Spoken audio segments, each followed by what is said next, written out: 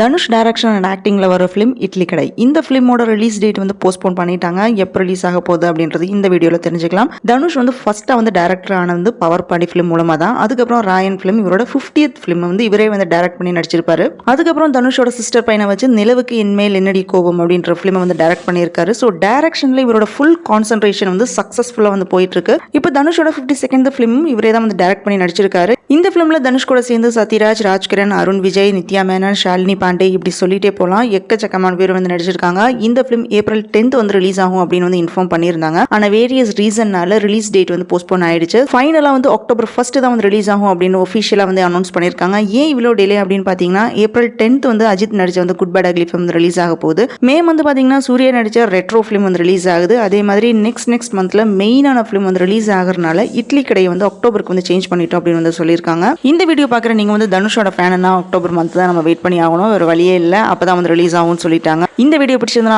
Like பண்ணுங்கள், share பண்ணுங்கள், subscribe பண்ணி சப்போர்ட் பண்ணுங்கள்.